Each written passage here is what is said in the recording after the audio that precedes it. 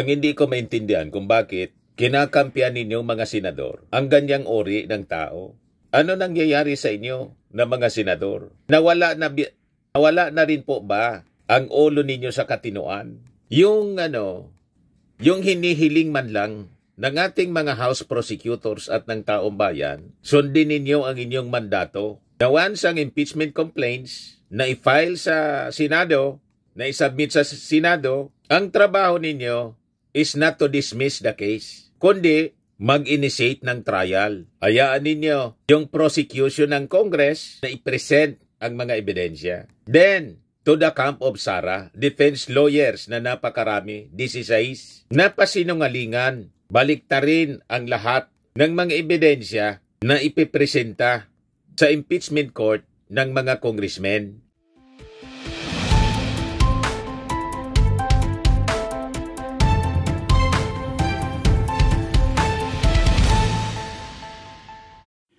Hello po mga kababayan, si Dante Maravillas, Bicolano, vlogger, broadcast journalist from Albay. Kumusta kayo mga manoy, mga manay, mga tugang? O ganyan, maski si incoming Senator Ping Lacson, senador na pala kasi June 30 na ngayon, nag-assume na sila bilang mga bagong senador. Hindi na po makatiis, nagsalita na rin. Pinangaralan yung mga kasama niyang senador. Itong si Ping Lacson kasi, isa sa mga matino na senador. Yung mga ibang senador, mga kababayan, lalo na yung mga kaalyado ni Sara, nawala sa katinuan. Ngayon, pinagsabihan ni Ping Lacson, pinangaralan. Ayan o, ito yung balita ngayon mga kababayan. Senator judges told, behave. Nakita ninyo? Dapat niya kayo, umayos kayo, yung mga ugali ninyo, behave.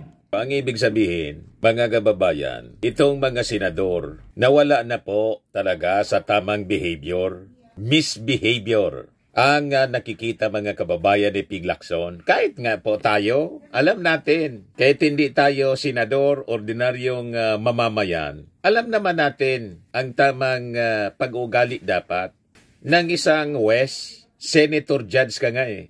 Hindi natin maintindihan kung bakit ganun ang pag-ugali ng ating senador. Talagang sinira po nila yung Senado as an institution. Kaya nga po, sabi natin, mas mabuti pa yung Senado, i-abolish na lang po. Kasi pinasok na po ng mga politiko na wala sa kanilang katinuan. Nabulok yung Senado po. Di ba? Yes, sabi ni Ping Lacson, mag-behave niya kayo and speak like judges and BP impeachment trial. Wala, majority po, naging mga abogado na ni Sara. Hindi ba kayo nakontento? 16 na yung mga abogado ni Sara na binabayaran. Sumama pa talaga kayo?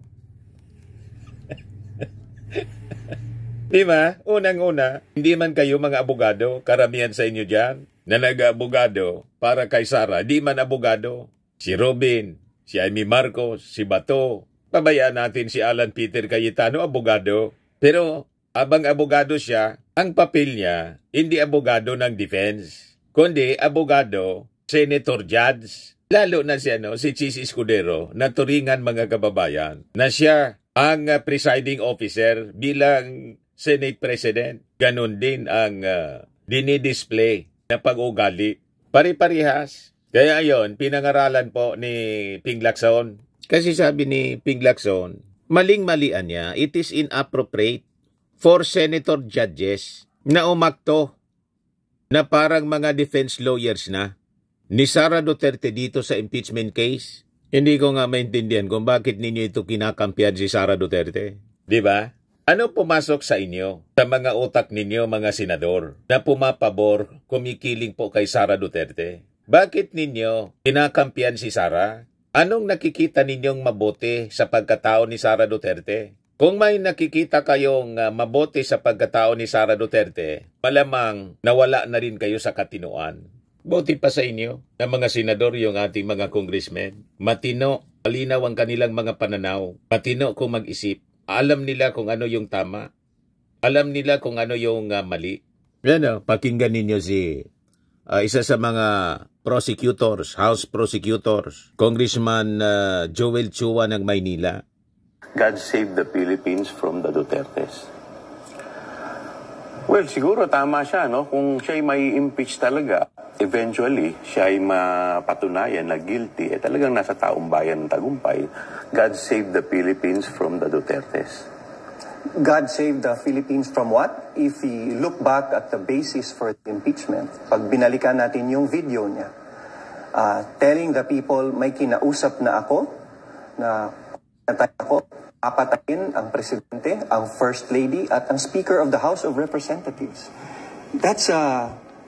It reflects your moral character, and it says that you are morally unfit to be vice president, saying that on a video live na napanood ng buong sambayanan. That's a direct threat and a violation of the Constitution. It's betrayal of public trust against the... Yan si Congressman Defensor, isa sa 11 prosecutors ng House panel. Who voted for you to perform and act appropriately while you're in office. It's a high crime under the Constitution. And the impeachment, that's the very basis for the impeachment. And to say that God save the Philippines coming from someone like that, that makes no sense at all. So, walang Pilipinong naniniwala sa sinabi niya. Ayun ang pagkatao ni Sara Duterte. Ang hindi ko maintindihan kung bakit kinakampihan ninyong mga senador ang ganyang uri ng tao. Ano nangyayari sa inyo na mga senador? Nawala na rin po ba ang ulo ninyo sa katinuan? Yung hinihiling man lang ng ating mga House prosecutors at ng taong bayan, sundin ninyo ang inyong mandato. Na once ang impeachment complaints na i-file sa Senado, na i-submit sa Senado, ang trabaho ninyo is not to dismiss the case, kundi mag-initiate ng trial. Hayaan ninyo yung prosecution ng Congress na i-present ang mga ebidensya. Then, to the camp of Sara, defense lawyers na napakarami, 16, napasinungalingan, baliktarin ang lahat ng mga ebidensya na ipipresenta sa impeachment court ng mga congressmen acting as prosecutors. Kayo dapat nakikinig lang. Then afterwards, kasi mga senator judge nga kayo. Then afterwards, timbangin ninyo yung mga presentang ebidensya at counter evidences ng defense. Doon kayo magdi-decide kung si Sara ba guilty or not guilty. Kung hindi mabigat yung mga ebidensya, di i-acquit ninyo. Ano ba ang problema ninyo? I-acquit ninyo. Matatanggap yan ng ating mga mamamayang Filipino. Pero hayaan muna ninyo na i-present yung mga ebidensya para may base. And this is also for the good of Sara Duterte. Kasi pag dinismiss ninyo na walang trial, iisipin ng mga mamamayang Filipino, hindi yan matatanggap. Baka ang gawin, people power. Isara yung Senado. I-abolish na kayo, biyo pa.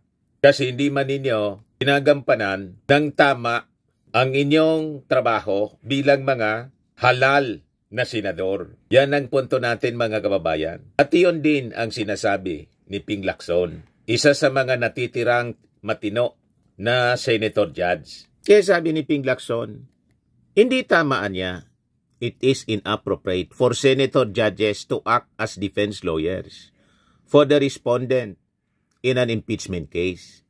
Let's behave and speak like judges. All of us seen and observe how trials happen in regional trial courts, Anya. Watch videos of court hearings. That should be our behavior. That we act as real judges. And because we are judges, let's not act as if we are meddling with the presentation of evidence. Leave it to the defense and prosecution team. We are there to listen. Kita ninyo mga kababayan, mas matino itong si Ping Lacson mag-isip kaysa kay Chis Escudero, kaysa kay Alan Peter Cayetano na isa ring abogado tulad ni Chis Escudero. Hayaan natin mga kababayan si Bato de la Rosa kasi isa siyang pulis. Pero tingnan ninyo si Ping Lacson, dati rin na pulis, PNP chief tulad ni Bato, pero matino kong mag-isip. Alam niya. Kaya sabi ko sa inyo, itong ginagawa ng mga senador, deliberate po. Conscious and deliberate. na ang intensyon mga kababayan, hindi na matuloy ang impeachment trial. So, they are favoring Sara Duterte. Napakalinaw. Pero despite that, na napakarami na nila, 16 na abogado ang binayaran ni Sara, plus 18 mga senador na kakampi niya. Ano ang rason kung bakit pinipigil nila ang impeachment trial? Di ba po? Ano ang ibig sabihin nun? Kung akong tatanungin ninyo, napakalinaw ang ibig sabihin. Napakalakas ng ebidensya laban kay Sara. Kaya ayaw nilang matuloy ang impeachment trial. Kasi kahit sila na mga senador na kakampi ni Sara, mahihirapan sila magdesisyon to acquit pag nakita ng taong bayan ang bulto-bulto ng mga ebidensya. Kaya tama itong sinabi ni dating Senior Associate Justice Antonio Carpio. Yan Sara Duterte trial, Carpio says, bank records key to truth. Yan din yung mga sinasabi ni Trillanes, dating senador. Yon ang ikinatatakot ng mga Duterte. Kasi pag natuloy ang impeachment trial, nag-fail ang mga kakampi niyang senador, bubulwak itong mga bank records. Magbabaliktaran itong mga senador kasi nakataya na mismo yung kanilang karir. Isusumpa sila ng mga mamamayang Filipino. Pero halimbawa, magtagumpay sila sa pag-dismiss, ganun pa rin ang epekto niyan. Isusumpa sila ng ating mga mamamayang Filipino. Ang EDSA People Power will be directed to the Senate. Ikakandado yan ng ating mga mamamayan, sigurado ako. Kasi hindi po matatanggap ng ating mga mamamayan na kitang-kita na ang ebidensya pagkatapos pagtatakpan nila at i-acquit nila yung akusado. Di ba po, mga kababayan? Yes, sabi po ni Carpio, the Filipino public has a right to know the truth, especially when it involves public funds, facing allegations of misuse of confidential funds and intelligence funds. Ito ang niyang mga senador sitting as an impeachment court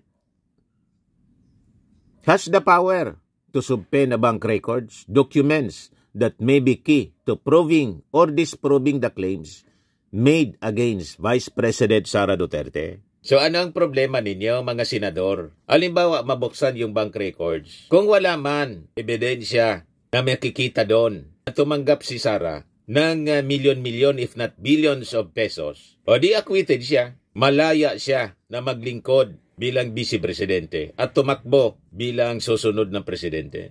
Tama po?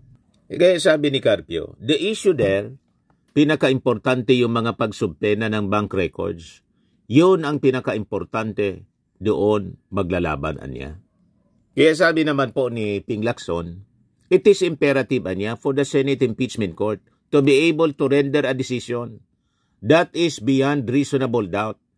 The judge needs to be convinced that the person committed a crime beyond reasonable doubt. In administrative cases, there's preponderance of evidence. It is not necessary to render a guilty verdict beyond reasonable doubt. It is just preponderance. You can decide that you are guilty. Ayon kay Ping. So ito yung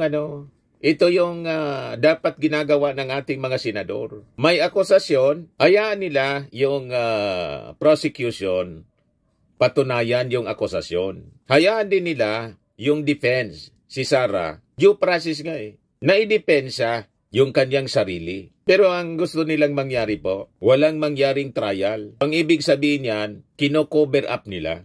Pag may intention po na ganito, na gustong i-cover up ang kaso, ang ibig sabihin yan, totoo. Tano man ang i-cover up mo kung hindi totoo ang kaso, hindi totoo nagkasala yung akusado. So lalong sabi nga, habang pinipigil yung mga mamamayan, lalong nanggigigil po sa inyo. At ang panggigigil na yan, puputok yan sa pagmumuka ninyo pag hindi kayo umayos. Kaya ang sabi ni Ping Lacson, pakinggan ninyo, kapwa ninyo senador, mag-behave kayo, umayos kayong mga senador. Behave like a judge because mga senator judges kayo. Hindi abogado ni Sara, kontento na kayo sa abogado ni Sara. Ba't tutulungan pa ninyo yung mga abogado ni Sara na napakarami sila at magagaling na abogado? Kanya-kanya tayong papel sa mundo. Kaya nagkakagulo dito sa mundo. Hindi man ninyo papel. May naka-assign sa inyong trabaho bilang mga senator judge. Yun ang hindi ninyo ginagawa. Ang ginagawa ninyo, yung trabaho ng defense. Anong klase mga tao kayo? Diba? Imbes na gawin ninyo yung trabaho, minamando sa inyo ng mismong ating saligang batas. Sumumpa pa kayo na i-defend yung ating saligang batas, pagkatapos mismong saligang batas, ayaw ninyong sundin. Ano ang utos ng batas? Ano ang sabi ng saligang batas, yung mandato sa inyo? Trial shall forthwith proceed. Nagsarili kayong konstitusyon. Ang ginagawa ninyo, dismissal shall forthwith proceed. Wala man pong dismissal na nakasaad sa konstitusyon. Ang sinasabi, trial. And after trial, i-acquit ninyo kung gusto ninyo. Kasi hangang-hanga kayo kay Sarah. Anong problema dyan? I-acquit ninyo kung gusto ninyong i-acquit. Pero ipresenta mo na ang mga ebidensya. Nawala na sa katinoan, mga kababayan, itong mga taong ito.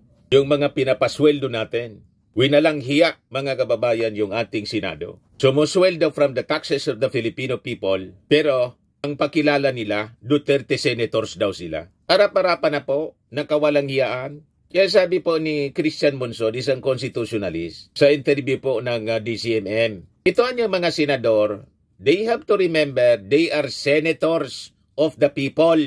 Yan ang dapat tandaan nila. Hindi senador ni Digong, hindi senador ni Sara, senators of the people. So sabi pa ni Ping Lacson, sa isang impeachment court niya, there are no such parameters in between preponderance of evidence in guilt beyond reasonable doubt. So that,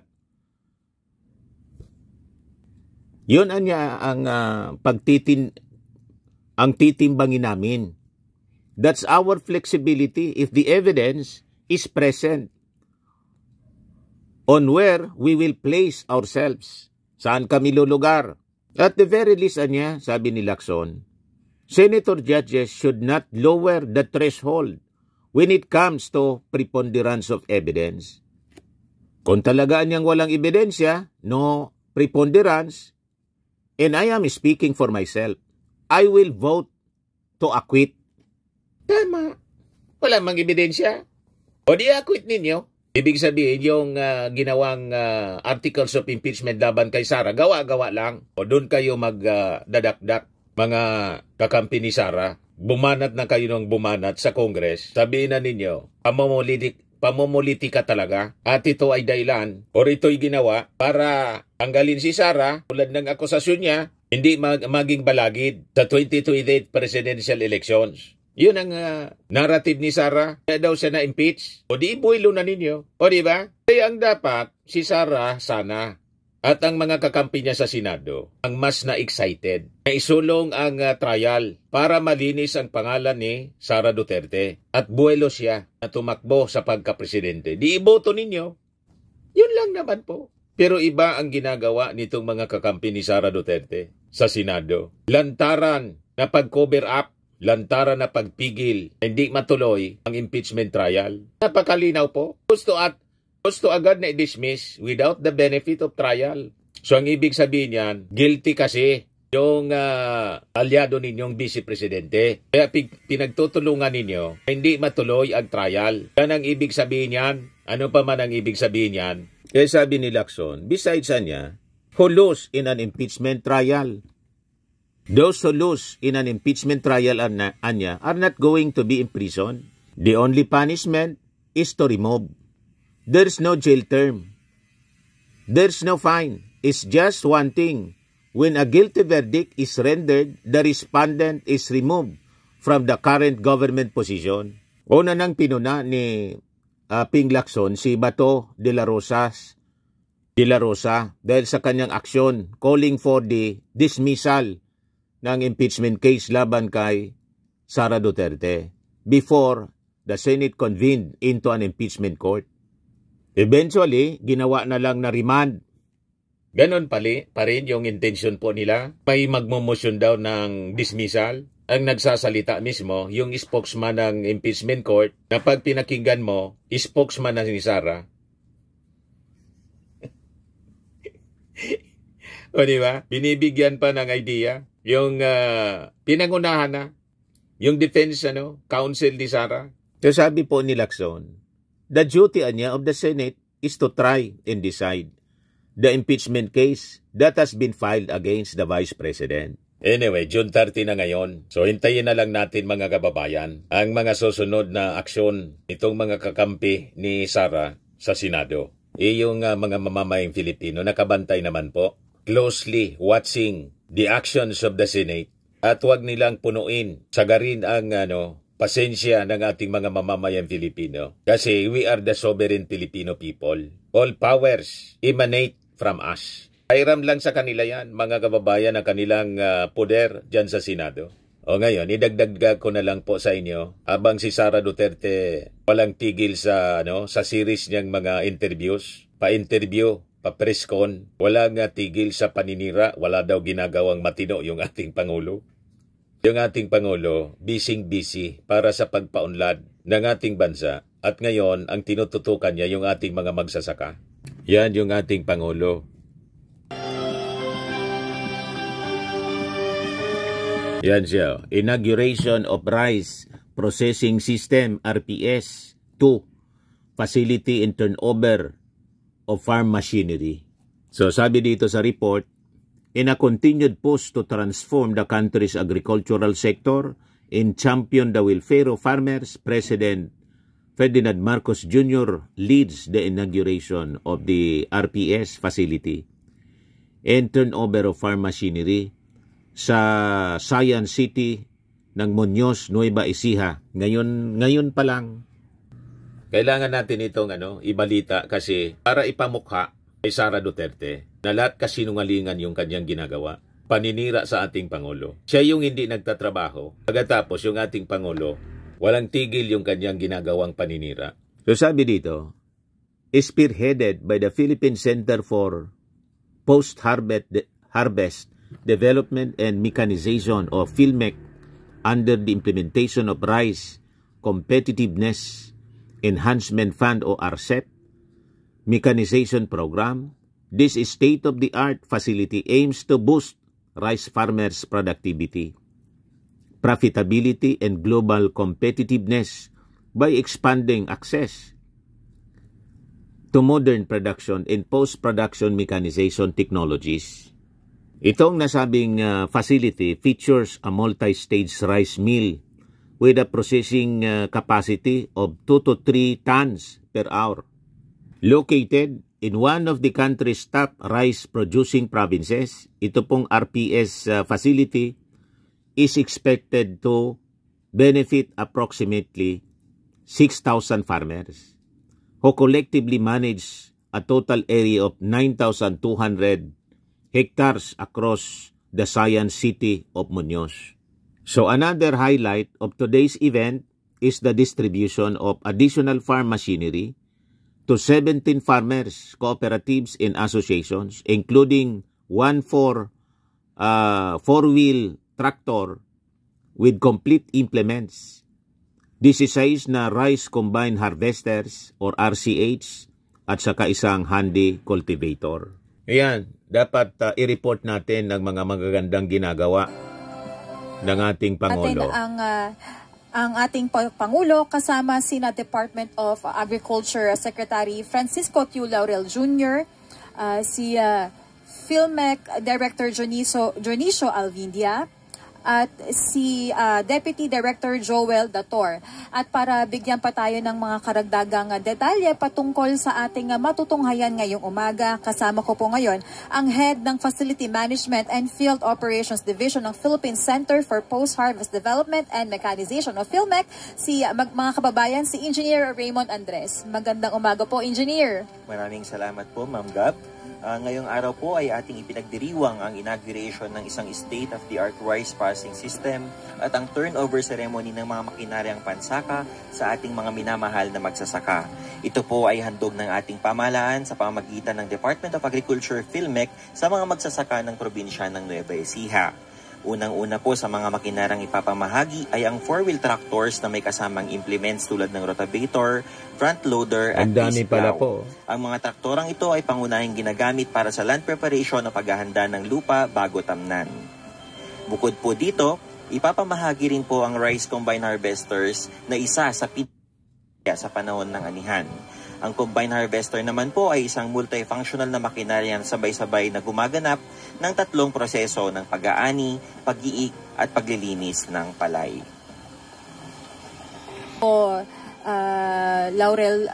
Laurel Jr. at si Philmec Deputy Director Joel Dator. Ito po yung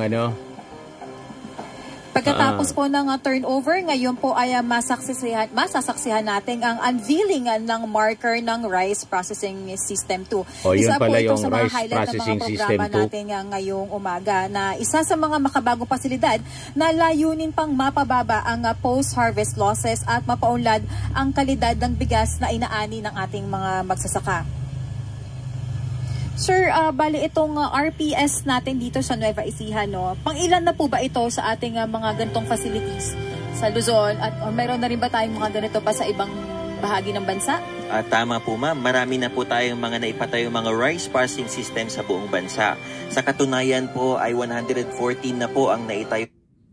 Yan ang hindi po nagawa ng mga previous administrations, lalo na ni Digong. Lahat lang siya EJK. So, ang inabot niya ngayon, nandun siya sa dahig. You see? Pero tingnan naman po ninyo, ibang-iba ang ginagawa ng ating Pangulong Bongbong. Ating mga rice processing system na talaga namang nakatutulong sa ating mga magsasaka. Ang proyektong ito po ay naglalayong mapahusay ang kakayahan ng ating mga magsasaka at organisasyong pansakahan sa larangan ng post-harvest processing sa Tapos si Sara, sige lang ang pasyal-pasyal kung saan para mag-rally para sa kanyang tatay at manira sa ating Pangulo. Hinahanapan pa ng trabaho. Imagine that. Imbes na tumulong, kasi hanggang ngayon, Vice Presidente pa man siya, mga kababayan. Wala man ang ginagawa po. Anong klaseng mga tao ito? Yung ating Pangulo, sub-sub sa pagtatrabaho para maayos yung ating kabuhayan sa ating bansa. Pagkatapos, marami pa silang sinasabing kung ano-ano. Yan pagitan ng pagbibigay ng modernong pasilidad para sa pagpapatuyo at paggiling ng palay. Sa ngayon po ay nakikita natin ang recirculating dryers na may kakayahang magpatuyo ng kabuuang 24 tonelada ng palay kada batch. Gawa ito sa stainless steel at may kasamang dalawang heating systems, generator set at iba-ibang accessories na mahalaga sa operasyon.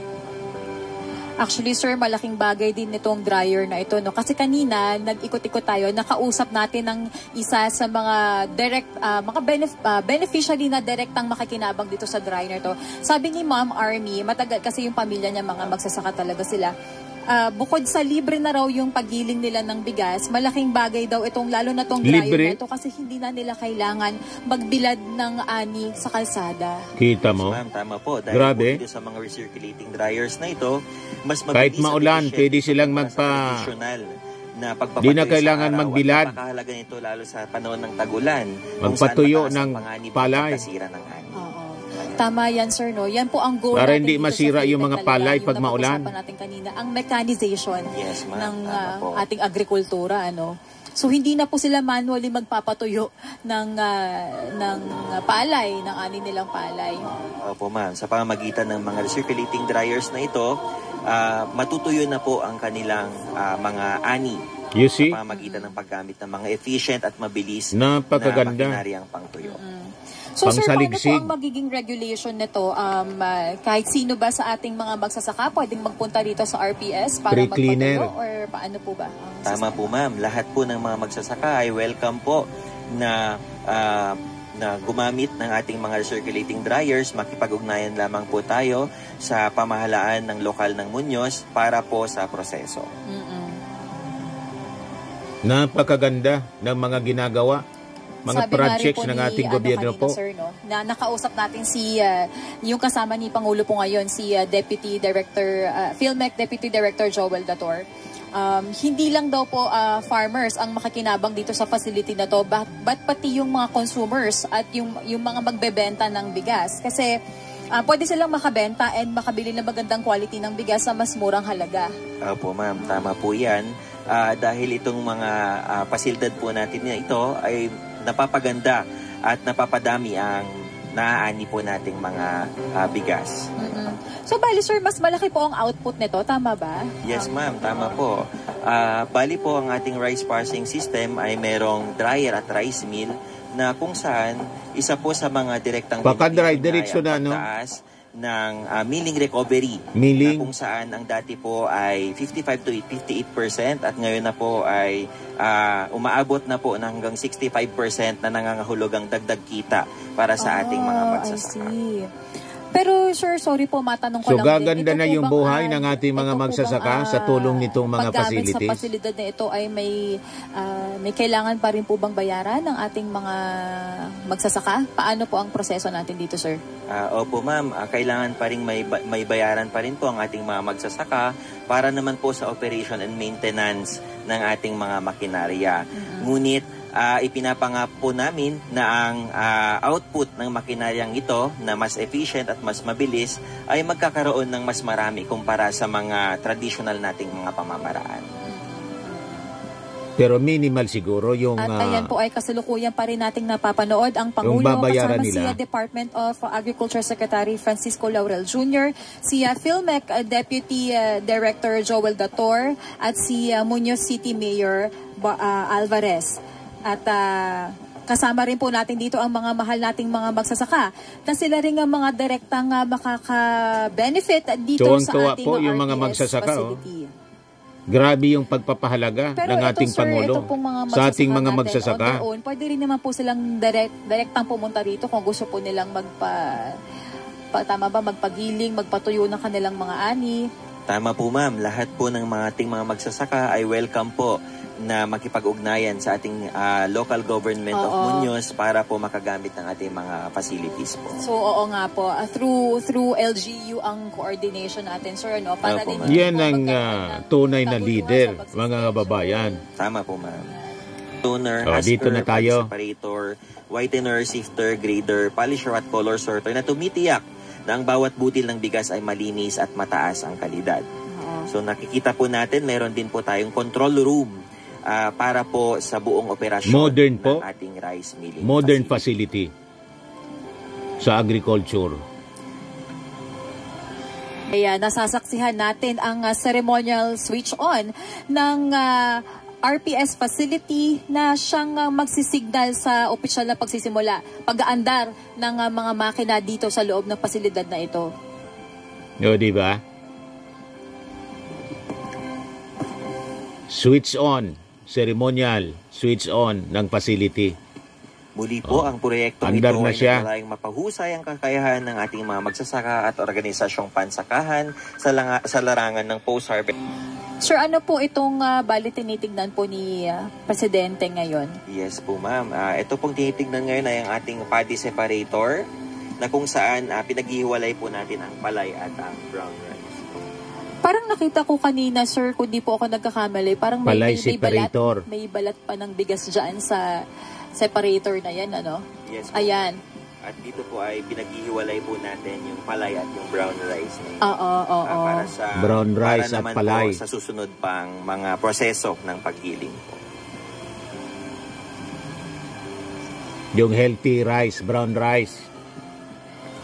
Yan ang kiskisan po, mga kababayan. O, di ba? Napakaganda.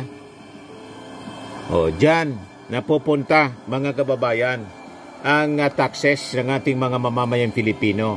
Hindi sa chichiria. Science City of Muñoz po kung saan Si Sara nandito napunta ang lahat sa ating mga RPS fictitious na facility. mga Sabi po ni beneficiaries. Deputy Director Dator kanina, isa sa mga pangunahing hanap buhay dito sa lungsod ay talagang pagsasaka, sir. Kaya raw po isa ito sa mga napiling, yung LGU nito ay isa sa mga napiling beneficiaryo nitong ating RPS facility, sir. Very good.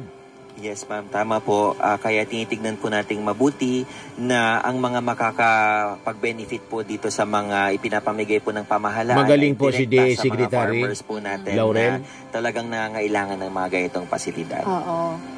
Tinatayang may mahigit Mahusay. 6,000 magsasaka raw po dito sa lungsod ang nasa pangangalaga ng ating local government unit na sila rin mga nag-aalaga sa halos 9,000 at 200 ektaryang lupang sakahan dito mismo sa lungsod.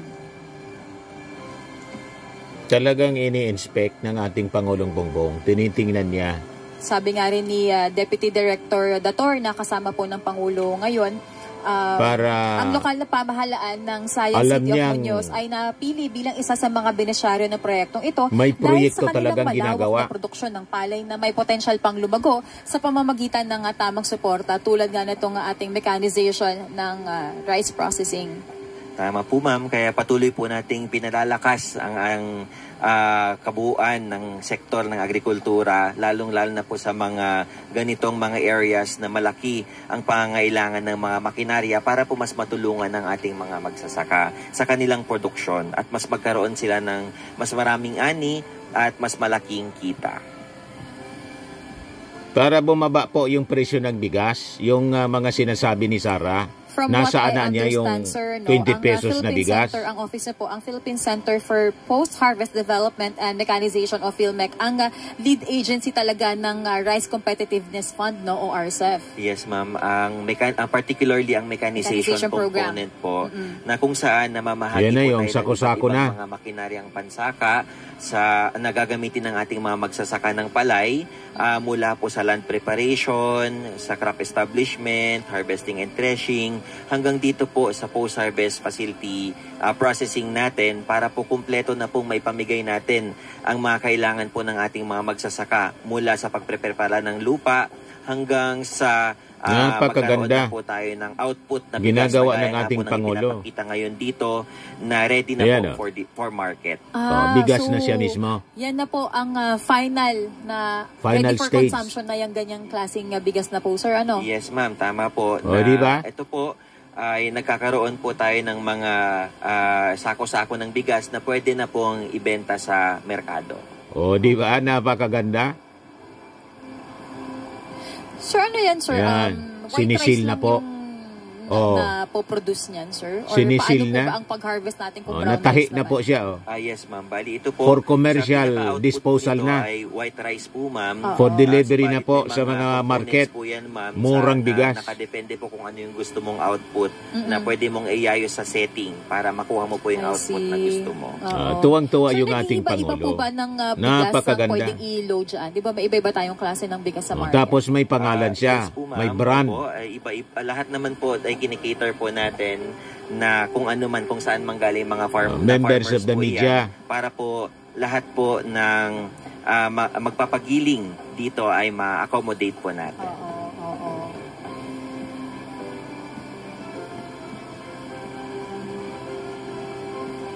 Di ba, mga kababayan? Napakaganda. Picture muna. Magagalit na naman ito si Sara Duterte. Kasi photo ops, anyang photo ops. Kanina, mga 65% kailangan ito ba, sir? for documentation. Milling recovery. Yan may mga media. Yan. Kailangan for dissemination.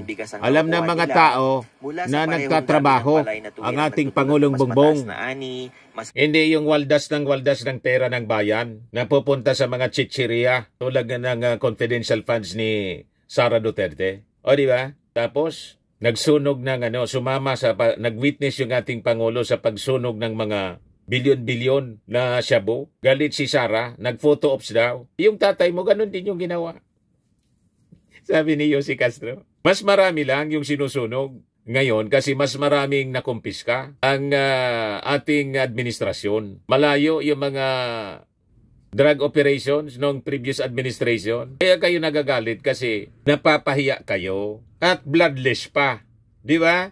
Ito, kausap niya yung mga farmers. Sabi dito, President Marcos Jr. engages with the national grand winners of the 50th Gawad Saka, parangal sa mga natatanging magsasaka at mangingisda in a forum at the Sayang City of Muñoz, Nueva Ecija. Yan po, panoorin natin yung pagkikipag-usap.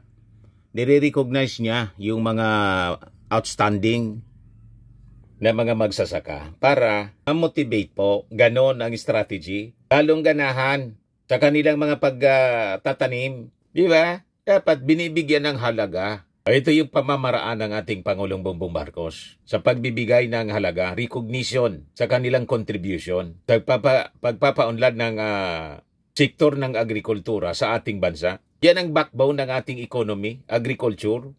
Walang agriculture, di tayo kakain lahat. Ni ating presidente, yes, siyang marinig yung mga ilang ano ng ating mga farmers. So, please. Ayan, bukas at tumatanggap ang ating pong Pangulo ng mga katanungan. Magandang umaga sa inyo lahat. Unang-una, meron akong mikropono. Magandang umaga sa inyo lahat. At unang-una, congratulations sa ating mga sikat na mga magsasaka. Di ba? At mangingisda. At dahil kayo nagbubuhay sa ating lahat na ating kababayan at kayo ang pinakamagaling na nagsasaka at nangingisda. Kaya congratulations sa inyo lahat.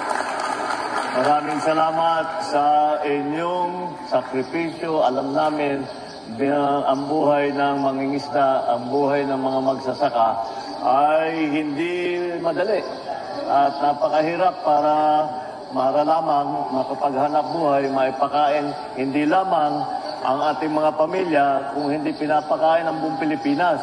Kaya't kami naman sa pamahalaan ay kinikilala namin na ang halaga ng kontribusyon ng ating mga magsasaka at saka ating mga mangingisda. Kaya ito ay maliit lang na pagkikilala sa inyong kontribusyon sa progreso ng bawat Pilipino at ng buong Pilipinas. Maraming salamat sa inyong trabaho, sa inyong sakripisyo, sa inyong patuloy na pagmamahal sa ating mga kapwa Pilipino at sa Republika ng Pilipinas. Thank you po sa inyong lahat. At ngayon po ay bukas at tumatanggap. Para naman pagandahin pa, At sigurado, itong mga efforts na to ng mga magsasaka, itong mga efforts na to ng ating Pangulo, na umunlad yung ating kabuhayan, parte yung mga DDS, parte si Sara Duterte, at ang mga kaalyadong sira sa ating Pangulo ang nagkikinabang. Di ba? Nagkikinabang sila, pero patuloy na naninira. Yung ating Pangulo, hindi man apektado. Tuloy-tuloy lang siya, mga kababayan, sa kanyang trabaho. Ito na siya ngayon, mga kababayan. Ang inyong maging production, kakatapos na nagdala kami rito, nakita nyo siguro, yung 16 na soil laboratory na mobile soil laboratory. Ito, ang inuna namin itong mobile soil laboratory, at ito yung pinakamabilis na magkaroon tayo ng soil laboratory.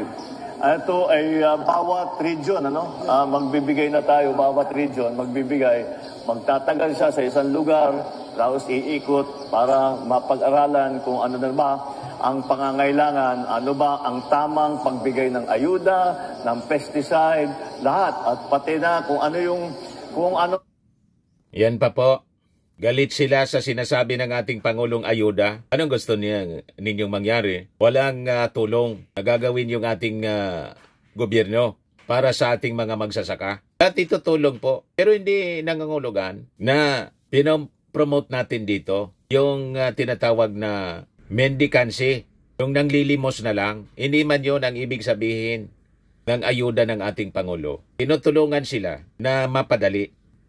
Much easier sa kanila yung kanilang pagsasaka. Obligasyon yun ng ating gobyerno. Tulungan ang agrikultura. Yun po ang ibig sabihin. Kasi dinidemonize nila, minamasama nila yung term na ayuda. Bakit kayo nagagalit? Tumulong na? Galit pa rin kayo? Ang lagay, ano na ang sitwasyon doon sa lupa na tinataniman ninyo? Para mag-maximize tayo doon dumami ang ating production. Correct. Pero pagkatapos nitong mobile soil laboratory ay maggagawa na tayo ng permanent. Meron na tayo na simulaan pero sa yung Australian na sa Surigao. Meron tayo na simulan. Gusto namin maglagay ng permanent na soil laboratory sa bawat region. Kaya ito ay unang phase 1 pa lang, phase 1 pa lang ito. Kaya pagpatuloy natin pagpatuloy lang ang aming ginagawa para lahat ng tulong na maibigay natin sa ating mga mangingisda, sa ating mga farmer ay gagawin natin. Darating din tayo sa araw na yung mga akusasyon nila po ng Pangulo Bangag, may ganitong pag-iisip na matino na bangag. Napakatino ng pag-iisip ng ating Pangulo. Napakaganda yung kanyang mga ginagawa. Tapos sabihin ninyo, bangag. Bangag, bangag, bangag, ngiwi, ngiwi, ngiwi. Butod, butod, butod. Nagtutulong yung mag-asawa. Si First Lady Lisa Marcos. Saka yung ating Pangulo. Para mapabuti ang buhay ng ating mga mamamayan. Walang tigil, walang pahinga. Kaya kayo lang yung naniniwala sa mga pinagsasabi ninyong bangag yung ating Pangulo. Walang bangag na ganyan kung mag-isip mga kababayan. Hindi na tayo masyadong umaasa sa importation. Kaya't yun ang ating habol, yun ang magiging sign of success natin kapag talagang nabawasan na natin ng husto ang ating pagbili ng ating pagbili ng imported rice. Pero kayo ang pag-asa ng agrikultura ng Pilipinas. Kaya ulit, maraming salamat sa sakripisyo ninyo. Maraming salamat po sa ating Pangulo. At ngayon, bukas at tumatanggap po ng mga katanungan, maaari pong banggitin ang inyong pong pangalan, organisasyon at kung taga-saan po. Panatilihing maigi o direkta ang katanungan at tukuyin kung kanino nais marinig ang kasagutan.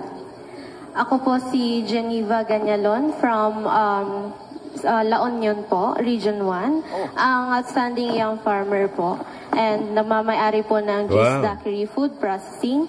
Ang katanungan ko po is para po sa aming mga kabataan at ako po ang boses nila ngayon. Ano po ang hakbang ng ating gobyerno para gawing kaakit-akit ang farming bilang karir po dito po sa ating Pilipinas? Siguro, alam nyo na tama yun na magbigat. Siguro, tama talaga yun kasi ang average age ng ating mga magsasaka at saka mangingisda masyado nang mataas. Matanda. Dahil nga, mahirap nga ang buhay ng magsasaka. Kaya siguro yung mga nakapag-aral na, yung mga anak natin, nakapag-aral na, gusto nila nasa air condition silang opisina at medyo maginhawa. Ako nga ganun. Ang hirap ng buhay. Nakikita namin yan sa probinsya. Ang hirap ng buhay ng magsasaka. Ngunit, ang tanging sa akin palagay, at kami ni Secretary Kiko ay pinag-usapan namin ng matagal ito, paano natin pababain yung average age ng ating mga magsasaka? Kailangan natin pumasok sa mga bagong teknolohiya. Dahil yun, kailangan talaga natin para maging yung bawat hektarya natin, mas malaki ang yield, mas malaki ang ani, paano natin gagawin yun? Ang nakakaunawa at mga talagang practitioner, ika nga, ng high-tech agriculture, intensive and extensive na type of agriculture, ay ang mga kabataan, silang magtuturo sa atin ng mga bagong teknolohiya. At yan, palagay ko, ay magiging interesting na yan, magiging interesante na yan para sa ating mga kabataan, para nakikita nila na hindi lamang may magandang hanap buhay naman ang magsasaka. Kahit na may kahirapan talaga ng konti, siyempre, kailangan masipag at lahat. Masipag naman ang Pilipino kahit naman yung mga bata, masipag naman talaga. Basta't may nakikita silang resulta. Kaya sa aking palagay, yun ang ating pwedeng gawin. At para sa mga mas nakakabata, ay sasabihin nila, interesante ito. Magiging attractive sa mga kabataan. Palagay ko yung sakripisyo na kailangan para pagandahin ang ating ani, ay palagay ko naman yung mga Pinoy na magiging magsasaka, ay sasabihin na worth it ito, kahit na may sakripisyo, worth it ito.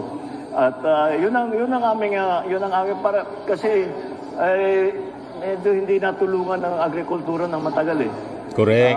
Wala tayong agricultural policy masyado ng napakatagal. Kaya sasabihin ng mga bata, ba't tayo nineglect po? Wala nang pupuntahan yan, hanggang dyan na lang yan.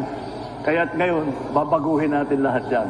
Ngayon, may pag-asa na. Very good. Makikita nila, mayroong pagpaganda ng kanilang hanap buhay bilang magsasaka at sila ibabalik sa pagsasaka. Correct. Maraming salamat po, mahal na Pangulo. Make it attractive. At dumako naman po tayo sa ikalawang katanungan. At kumikita dapat. Sir, please banggit po ng inyo pong pangalan, posisyon, organisasyon at kung taga saan po. magandang umaga po sa ating lahat. Ako po si Mr. Ben Gahilonia po, CAPC Chairman po ng Science City of Muñoz. Ang katanungan po, paano matutugunan ng pamahalaan ang mababang presyo ng pagbili sa ating mga produkto na agrikultura at mapababa ang gastos sa mga inputs ng pagsasaka. Correct. Yun lang po. Tama. Aalala yung ibang yung ating mga magsasaka dahil binababa natin ang presyo ng bigas sa 20 piso kada kilo. Paano ngayon ang mga farmer? Kahit anong presyo ang pagbenta natin ng bigas sa palengke, hindi magbabago ang buying price ng palay ng NFA. Hindi namin ibababa, hindi namin ibababa ang buying price. Ano ngayon, 19 to 23? Oo. Sa dry. Oo. So sa basa 18 ang pagbili. Hindi na yan bababa dyan. At kung kakayanin pa natin, titignan natin kung ano pa. Pero hindi lang naman ang suporta na ibibigay natin, hindi lamang dun sa palay buying, kung hindi sa iba't ibang inputs kagaya ng nabanggit ninyo. Kaya't ang DA, ang ginagawa, imbis na kayo ang bibili, na maghahanap kayo ng urea, maghahanap kayo ng lahat ng pesticide, ang DA na ang bibili para makarami. Pagka nakarami, makamura tayo. Correct. Tapos, nandyan na yung lab, yung ating soil laboratory. Sa aking palagay, unang salta pa lang, makikita, mababawasan ang gastos natin. Dahil alam na ngayon natin kung gaano karami ang ilalagay na ayuda na fertilizer, kung gaano titigil. Tapos kung ano yung lupa na kailangan pahingahin muna, yun, dahil may soil analysis tayo. Correct. Kaya malaking mababawas sa ating gastos. Kasi alam na natin, eksakto lang ang ibibigay natin. Hindi tayo basta lagay ng lagay, baka sakaling gumanda. Yun ang ating ginagawa dahil wala tayong soil lab noon. Ngayon meron na tayo, makakatulong yan. So lahat ng cost para sa inputs na aming ginagawa ay makakatulong, hindi lamang sa buying price ng palay.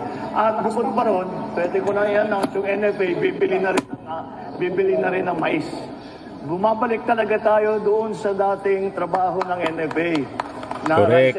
Yung dati, talaga yung NFA. noong panahon yung kanyang tatay. Bumabalik na naman tayo. At again, yung presyo na yan, ang presyo na yan ay kailangan maganda ang hanap buhay ng ating mga farmer. Hindi namin, kahit anong presyo sa palengke, hindi konektado yun. Basta gagawin natin, titiyakin namin na yung hanap buhay ng ating mga magsasaka ay mabuti-buti naman. Na hindi laging naghihirap at hindi laging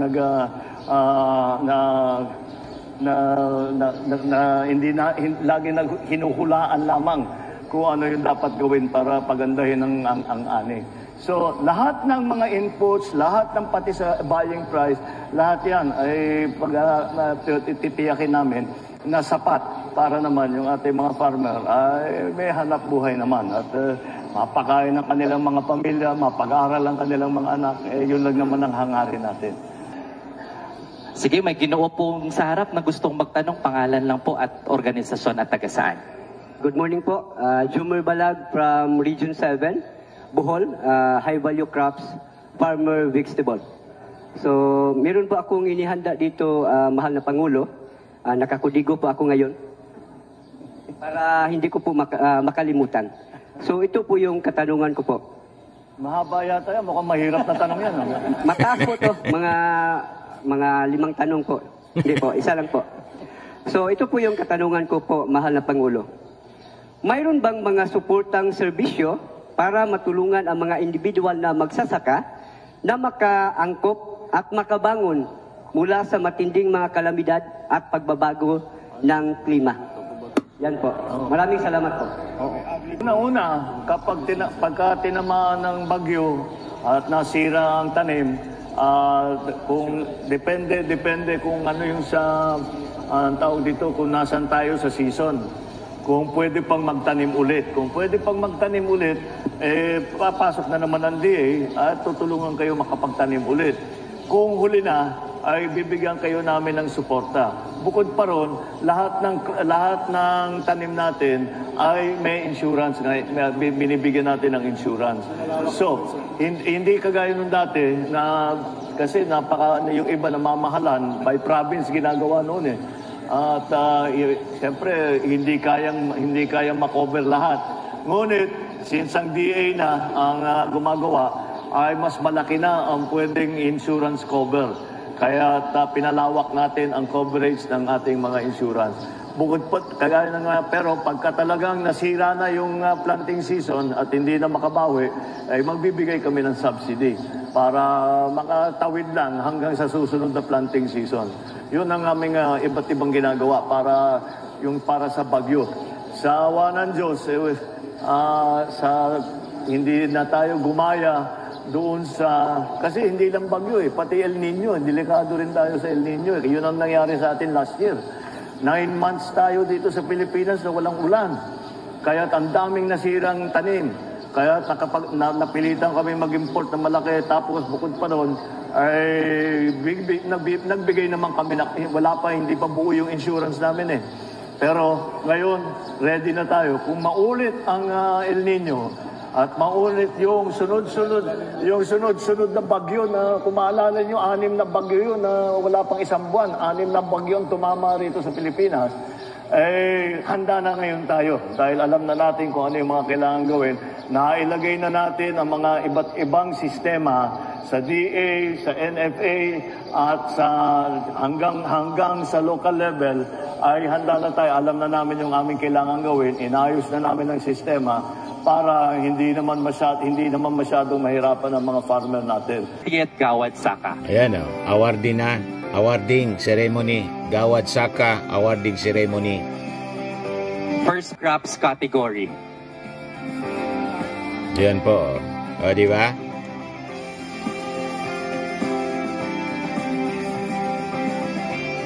Yan ang mga ginagawa ng ating Pangulong Bongbong. Sa mga naghanap ng malinis and spacious fitness gym, pumunta lang po kayo sa aming Colossal Fitness Gym. We also offer Grab Car Rental with our brand new 2023 model ng Toyota Innova.